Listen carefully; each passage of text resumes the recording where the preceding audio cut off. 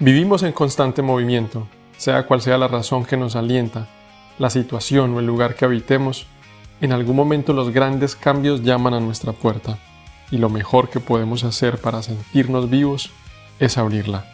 En este espacio hacemos zoom a esos relatos hechos a pulso, con la gallardía, la tenacidad, el ingenio y la inspiración que solo conocen aquellos que rompen los esquemas y crean su propia historia. La valentía que solo conoce un migrante de ideas. Bienvenidos.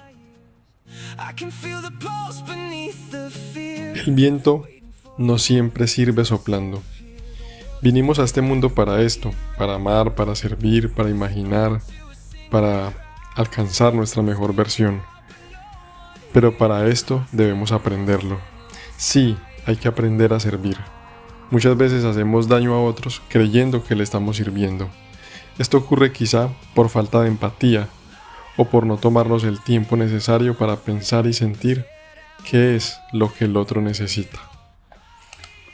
Bienvenidos a este nuevo capítulo de Migrante de Ideas, un capítulo en el que vamos a compartir un tema que nos inquieta el corazón, el alma, un capítulo en el que queremos compartir con ustedes experiencias y por supuesto que deseamos que sume a sus vidas y que ahora que usted nos está escuchando, puede ser mañana, tarde o noche, en este mismo 2026 o quizá en unos años después, este tema también produzca en su alma lo que en algún momento hizo en la nuestra.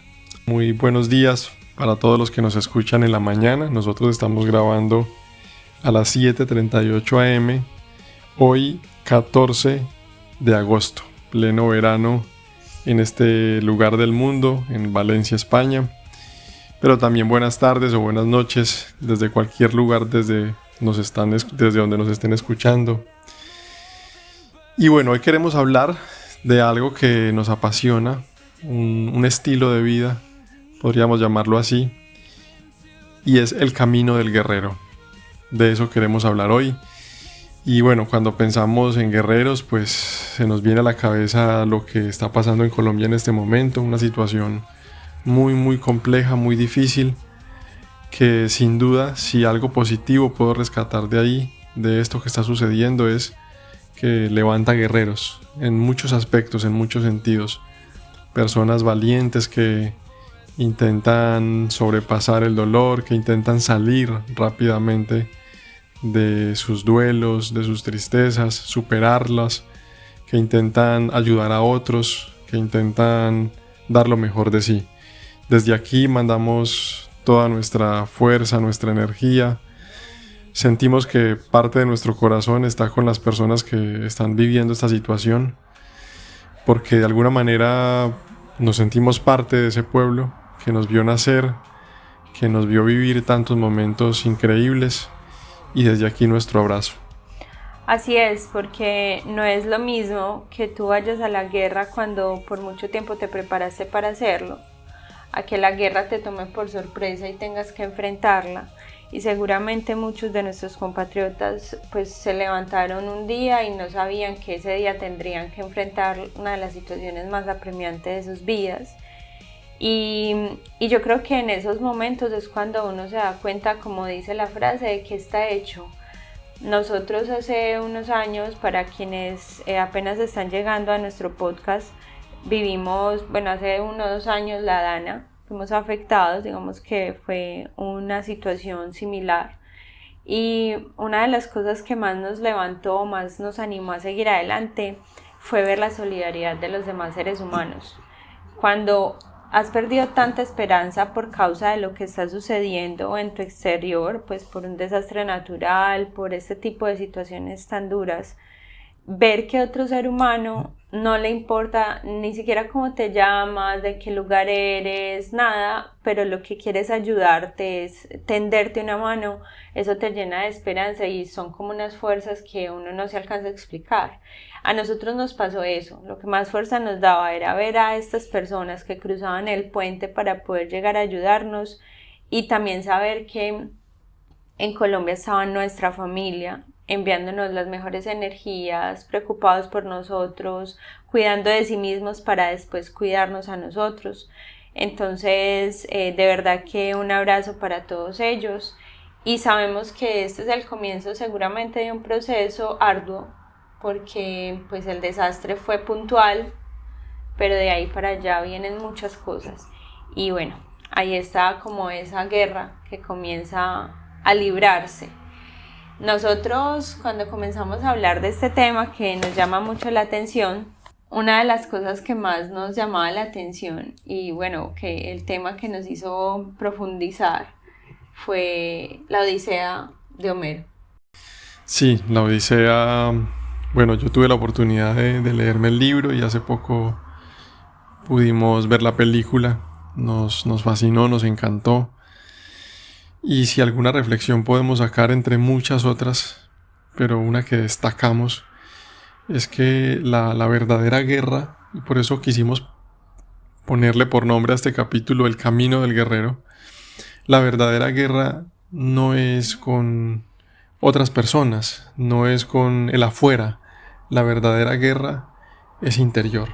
En todo lo que vivimos, incluso en desastres tan fuertes como lo que está pasando en Colombia, como lo que vivimos en su momento con la Dana, con lo que vivió en su momento el pueblo de Venezuela y tantos otros que podríamos quedarnos todo el tiempo nombrando desastres. Aún en circunstancias así, tenemos que decir que la guerra no es con lo que está pasando, la guerra es interior, es decir, ¿cómo asumo esto? Ahora, ¿qué voy a hacer? La actitud del ser humano ante la tragedia, ante las circunstancias difíciles, la actitud que asumimos, cómo reaccionamos, lo que hay entre la mente y el corazón. Esa es la verdadera guerra que tenemos que vivir y esa fue la guerra que tuvo que librar Homero, por ejemplo, o mejor dicho Odiseo, en la historia de Homero, porque él se va de su lugar de Ítaca, pensando en hacerse un nombre, en quizás heredarle a sus hijos, a su mujer, pues dinero, reconocimiento, fama, pero una vez llega a Troya y pasan todos los años que pasan, transcurren casi 20 años, la guerra, y cuando logran entrar a través del famoso engaño del caballo de Troya y causan toda la destrucción que causaron y es testigo y protagonista de la muerte de muchas personas, de muchas familias destruidas, hogares destruidos, hijos que quedaban sin padres, mujeres que quedaban viudas por su propia mano y la de sus hombres. Cuando él es consciente de eso, se da cuenta que estaba equivocado, que ese no era el camino y empieza a librar una guerra interior. Y de eso queremos hablar, de en qué consiste ese camino del guerrero. Cuando hablamos del camino del guerrero, sin duda se nos viene, o por lo menos en lo personal se me viene a la cabeza, el famoso libro de Joseph Campbell, El Camino del Héroe. ¿Te acuerdas? Sí. Este libro, El Camino del Héroe, ha inspirado muchísimas películas, libros. Yo diría que fue y sigue siendo una gran idea que ha marcado generaciones completas. Es tal su repercusión que es como si se hubiese convertido en una especie de mapa del alma, o más bien mapa del tesoro que cada alma busca y que debe al final de un camino encontrarlo dentro de sí, porque el tesoro está siempre en lo más profundo, en el pozo más profundo. Nunca está en un lugar visible, nunca está en un lugar cómodo, siempre está en lo más profundo. ¿Pero en lo más profundo de qué? De nosotros mismos. A eso me hace pensar, a eso me hace recordar el famoso libro de Campbell. Pero cuando hablamos del camino del guerrero, pues el camino del guerrero no está estructurado como sí el camino del héroe, que insisto, ha inspirado casi que todas las películas están basadas en ese argumento. Sí. El protagonista que antes no era nadie y luego se encuentra una adversidad y luego un desafío, luego viene una persona que lo inspira, que hace como de mentor, de maestro. Él se resiste al principio a ese llamado a la aventura, pero al final accede y se enfrenta a los desafíos y logra superar todos los retos y retorna al mismo punto de donde partió, pero ya no es el mismo él como persona, sino que ha sido transformado. Más o menos ese es el argumento de, si usted se pone a analizar, muchas películas Sí. y muchos libros Muchas y muchas obras. series exitosas, está basada en eso, en el argumento de Joseph Campbell, el camino del héroe. ¿Qué pasa con el camino del guerrero? No está estructurado. Está nutrido por un sinnúmero de circunstancias inesperadas y ahí se prueba mucho el carácter del guerrero.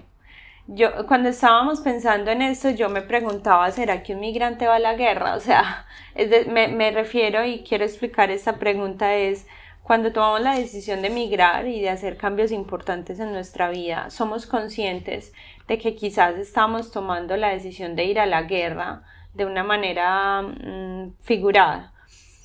Y me explico. Yo creo que a veces nos privamos de verlo de esa manera porque tenemos muy estigmatizada la guerra como algo que si de pronto decimos, no, es que voy a la guerra, es como si estuviéramos invocando desgracias a nuestra vida.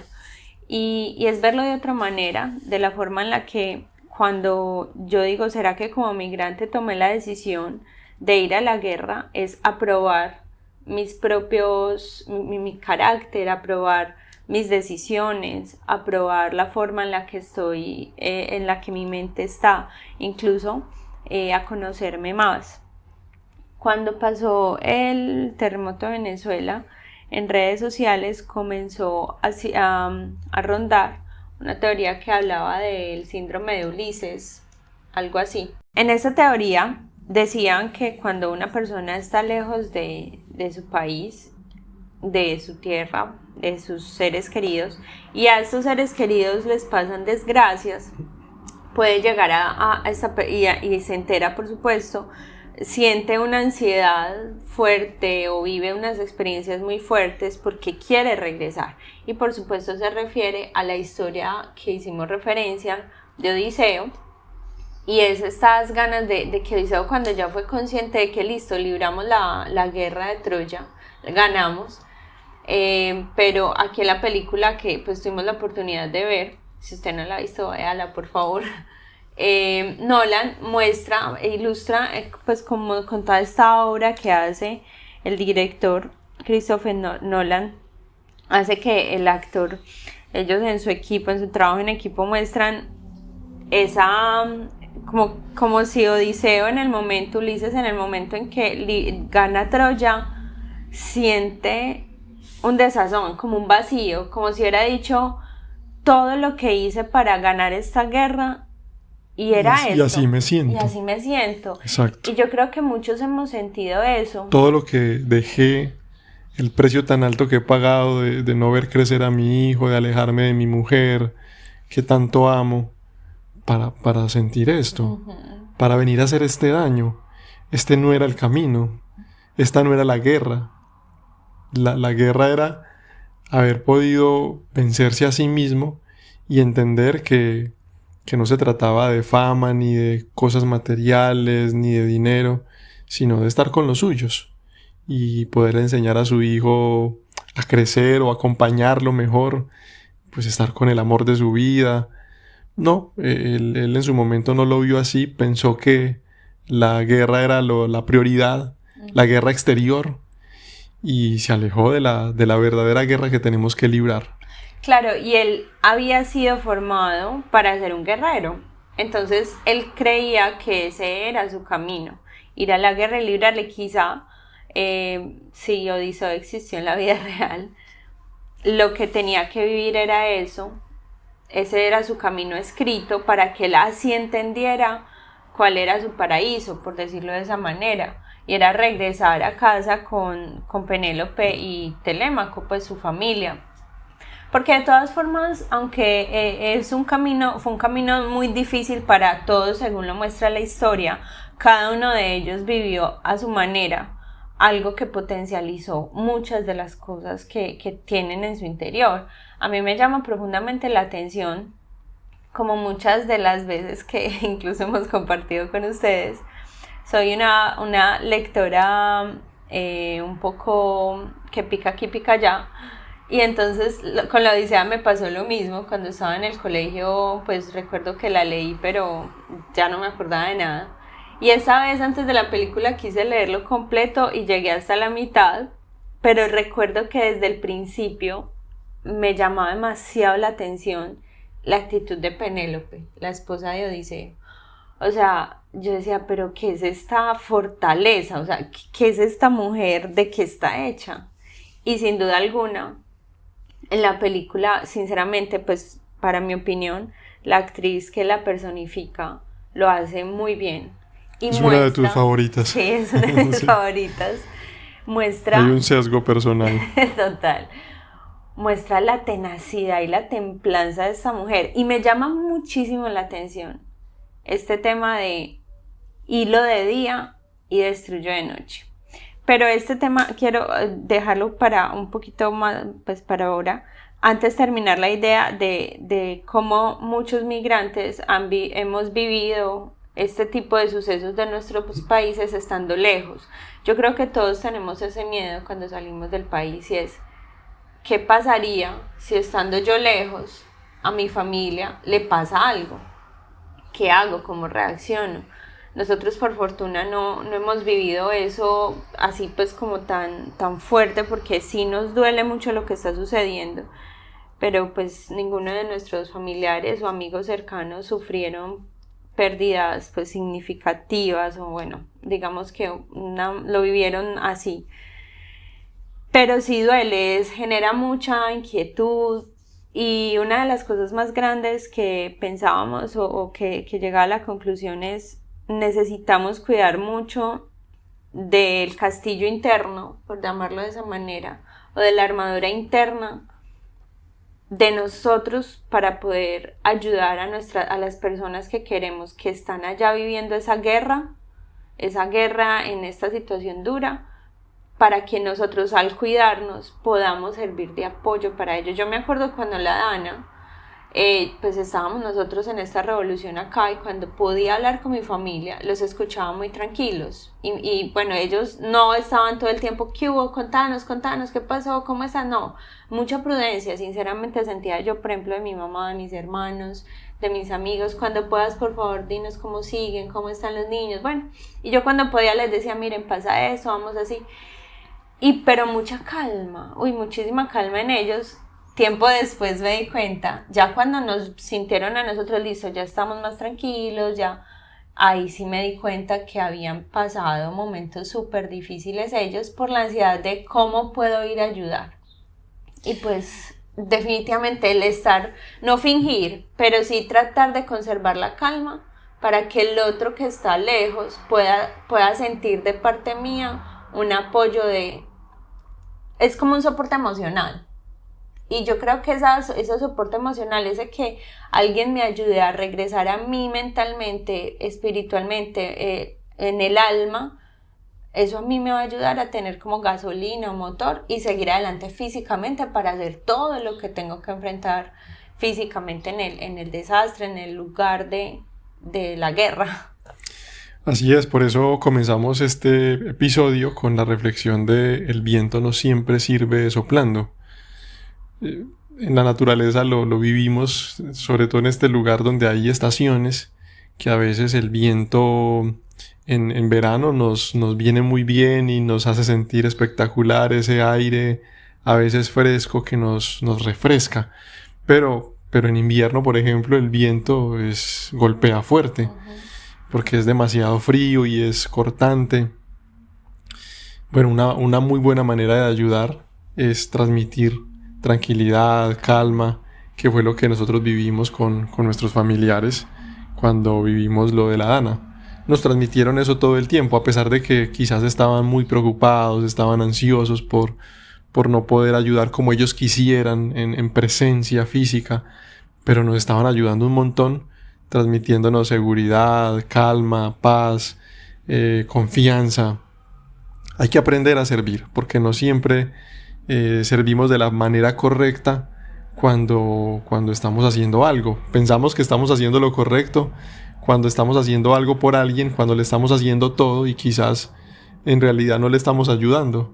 Entonces hay que ser muy sabios para para servir, cómo hacerlo, qué es lo que esta persona de verdad necesita, qué es lo que realmente necesita y darnos a la oportunidad de tomar conciencia de ello me parece fundamental en nuestra vida, no solo en situaciones puntuales, sino en nuestra vida en general. Volviendo al camino del guerrero, mencionabas ahora que la frase que me llama mucho la atención de si no sabes si Homero o Odiseo, perdón, existió o no existió. Y yo pensaba, caramba, qué importante eso. No sabemos si existió, pero no importa. Porque en realidad es como si todos tuviéramos un Homero por dentro, o una Penélope, Sí. o un Telémaco. O los invasores que querían apoderarse de la casa de Odiseo y de Penélope en la ausencia de Odiseo.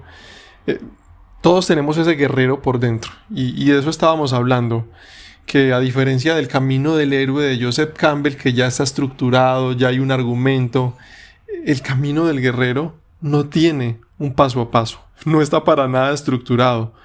Simplemente se trata del día a día. Se trata de hacernos conscientes que por el solo hecho de haber nacido y permanecer en este mundo, ya soy un guerrero. No es que tengas que serlo, ya lo eres. Solo tienes que hacerte consciente de eso. Ya lo somos. Solo por mantenernos respirando por nuestros propios medios.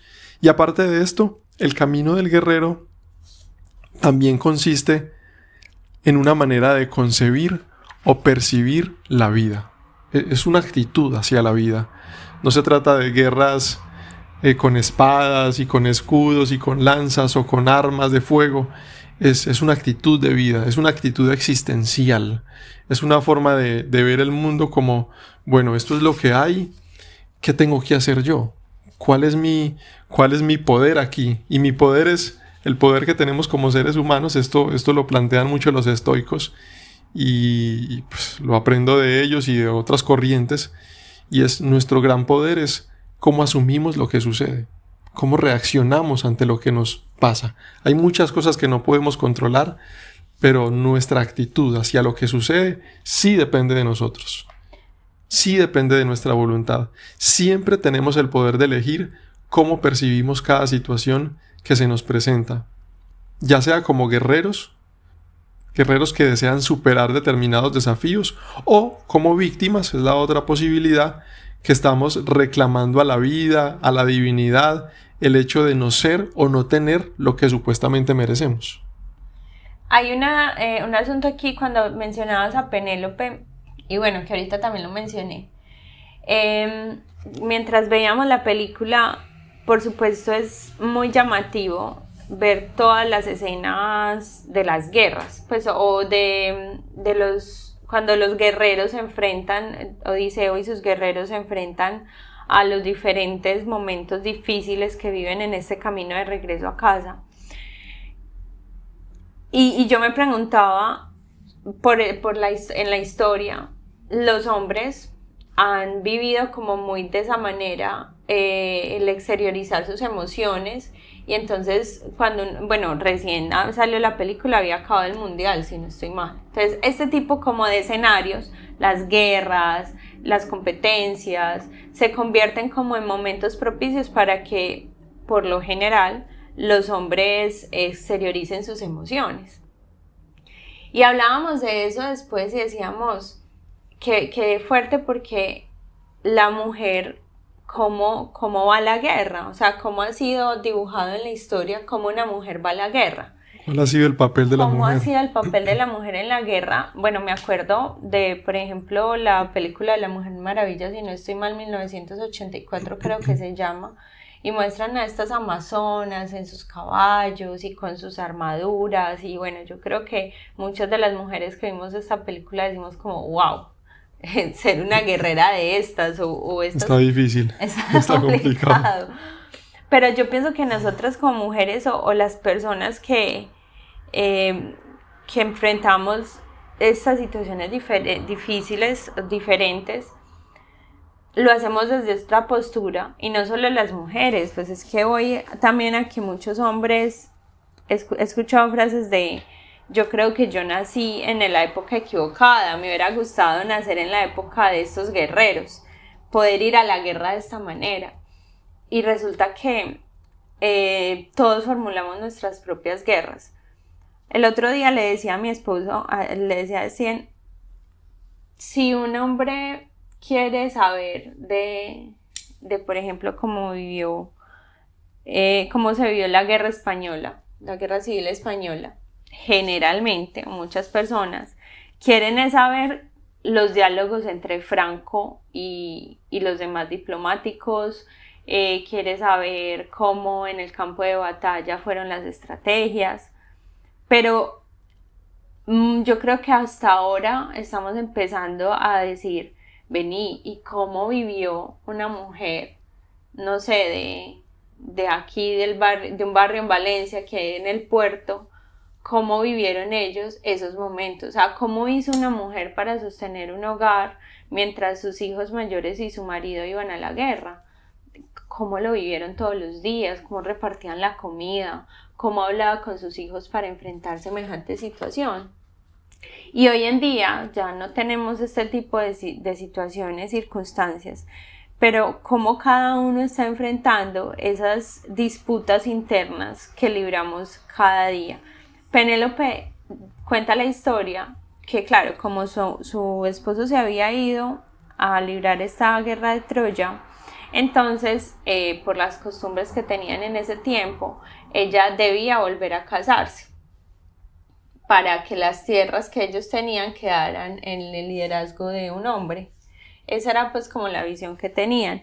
Entonces, pues Penélope no quería, ella quería seguir esperando a Odiseo. Sí, digamos que la excusa que tenían los invasores era que el lugar tenía que tener un rey para que fuera la cabeza visible y también poderlo defender de ataques, de potenciales ataques externos. Un rey que estuviera a la cabeza, que defendiera el reino de posibles invasores. Esa era como la excusa que tenían los invasores. Hey, esto necesita un rey.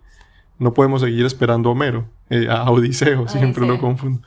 No podemos seguir esperándolo, el tipo ya murió, no va a volver y alguien tiene que estar a la cabeza. No puede ser tú, Penélope, no puedes, tiene que haber un hombre, esa era como la visión. Así es, y entonces Penélope llega a un punto en el que pone una condición y ella dice, vale, yo voy a decir con quién me voy a quedar de todos ustedes cuando termine este tejido.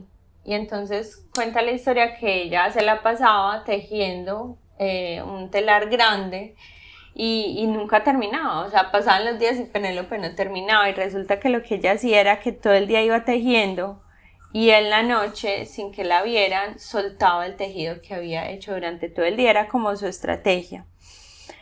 Yo creo que... ¿Qué simboliza eso? Sí, eso yo creo que todos pueden mirarlo desde otras maneras. Yo ese día recuerdo... Está difícil que eso haya ocurrido en la realidad, porque pues inmediatamente se darían cuenta. Además que ella todo el tiempo supongo que tenía sirvientes alrededor. El valor real de ese acto es lo simbólico, que simboliza tejer y destejer lo tejido. Yo, ¿sabes cómo lo veo? O sea, puedo verlo desde dos perspectivas. Una, como a veces en el día maquinamos un montón de pensamientos, pensamientos que no, pues que quizás no dan mucho fruto y que lo hacemos, pero en la noche destejemos, deshilamos. Pues también dicen que dormir o la noche es como una especie de muerte. Entonces cada noche morimos y revivimos al día siguiente. Yo lo vería así también.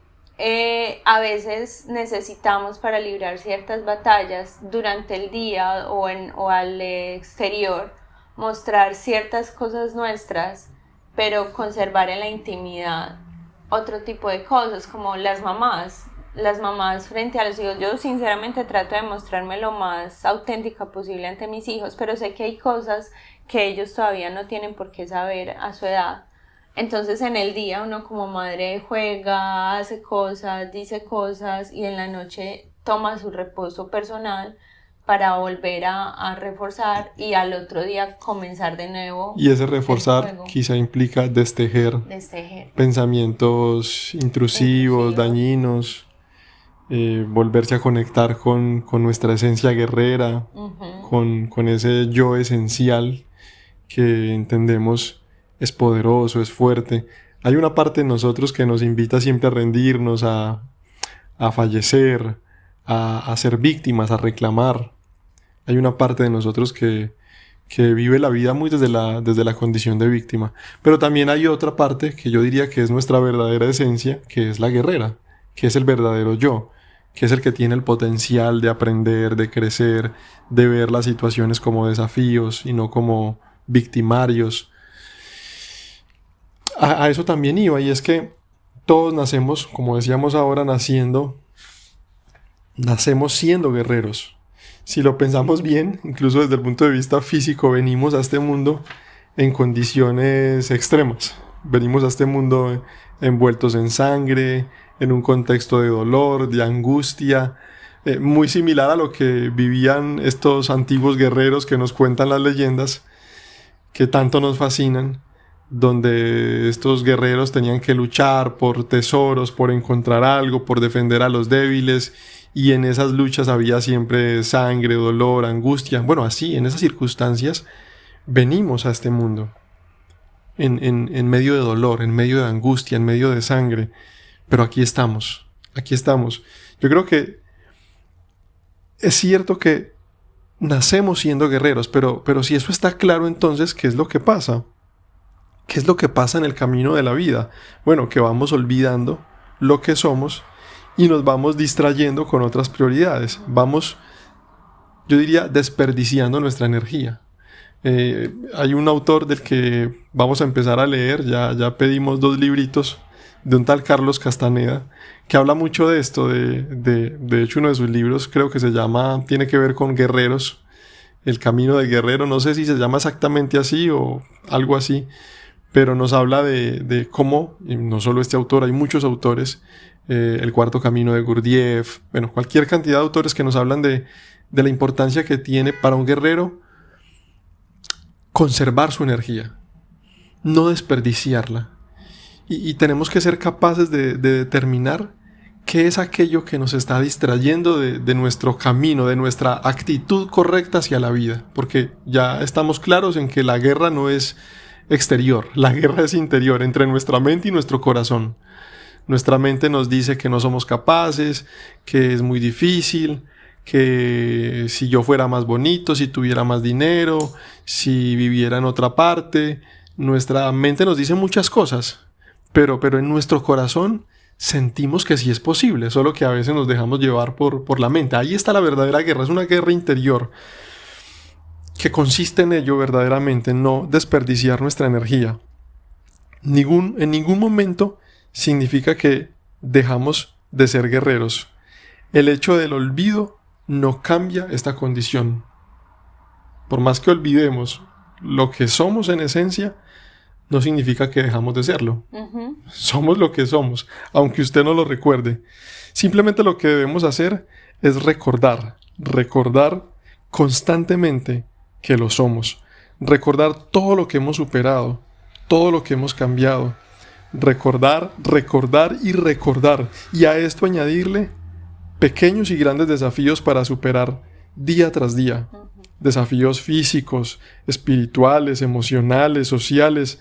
Algunos de estos, por ejemplo, voy a ponerme a hacer ejercicio físico, algo que me incomode. Yo quiero hacerme un poco más fuerte, no tiene que ser algo extremo, no tienes que convertirte en Arnold Schwarzenegger o en la Mujer Maravilla, no, pero algo que me desafíe un poco, que me haga sentir que me estoy haciendo más fuerte. Unas simples sentadillas con mi propio peso, unas simples flexiones. O mirar la flexibilidad también, porque estirarme. Eso genera independencia a futuro. Exacto. Y a muy corto plazo ves resultados. Te vuelves interdependiente. Siempre vamos a necesitar de personas, pero qué lindo que yo pueda valerme por mí mismo y sentirme fuerte. Eso hace un guerrero. No sé, otro tipo de desafíos, como voy a tratar de fomentar mi hábito de lectura para entrenar mi mente, para mantenerla enfocada, para no dejar que mi energía mental se desperdicie tanto en otros temas, en cosas que no tienen valor. desafíos como sencillos, como bueno, a mí siempre me gusta el agua tibia, voy a hacerlo con agua fría, voy a incomodarme un poco y quiero sentir el frío y quiero incomodarme con esto y hasta terminas disfrutándolo. En fin, hay muchos tipos de desafíos que podemos practicar. Viste que cuando uno es niño, los niños por lo general siempre tienen muchas ganas de crecer. De ser adultos. De ser adultos, yo quiero crecer ya y tienen ese afán todo el tiempo. Bueno, mantener como los niños esas ganas de crecer, ya no físicamente, sino en todos los aspectos, espiritualmente, físicamente, en cuanto a, digamos, muscularmente, crecer en fuerza mental, física, en sabiduría, en humildad, en sapiencia, interior. en fortaleza interior, exacto. Esas mismas ganas de crecer que tienen los niños, pues nosotros tenemos ese niño interior, practicarla con otras cosas. Hoy en día pues no podemos esconder o dejar de usar una herramienta como la que tenemos en este momento y son las redes sociales. Pensando en el tema de Penélope, como ella en apariencia tejía una red y en la noche en su privacidad la deshilaba. También es la importancia de cómo estamos usando estas redes y pues porque definitivamente por medio de ellas nos enteramos de noticias, se usan para una cosa, para la otra, cómo estamos alimentando lo que estamos viendo, qué estamos consumiendo y cómo estamos tejiendo nuestra propia red, nuestra propia apariencia. Esto genera mucho esa preparación para los desafíos personales que podemos enfrentar todos los días. Ahora que mencionabas cómo los niños viven este tipo de cosas, también la importancia de ver la vida con los ojos de niños. Yo creo que nos puede dar mucha libertad para librar las batallas de las guerras que vivimos todos los días, porque los niños son arriesgados, tienen ciertos temores, pero si usted y yo nos ponemos a pensar, pues si nos ponemos a pensar cuando éramos niños, nos lanzábamos más fácil a ciertas cosas, o sea, sí nos daba como miedito, pero como que de una. Hace poco tuvimos la oportunidad de ir aquí en Valencia le llaman feria, lo que nosotros en Medellín le llamábamos Ciudad de Hierro, que es como esos juegos mecánicos. Yo sinceramente nunca fui muy buena para subirme a esos juegos, pero lo hice y sí, no pasaba nada, yo me arriesgaba, pero hoy siendo adulta, aunque hay muchas cosas que ya me arriesgo, pero físicamente hay cosas que digo, no quiero, no me da. Y Efraín y Angélica pues estaban felices y yo quiero montar y ellos querían revolucionarse. Porque cuando uno es niño uno quiere vivir al máximo. Entonces yo creo que son de esos rasgos que uno quiere sentir, experimentar. Exacto. Y esa necesidad o la importancia que tenemos nosotros, que tiene, en todo este proceso de conectar nuevamente con nosotros mismos.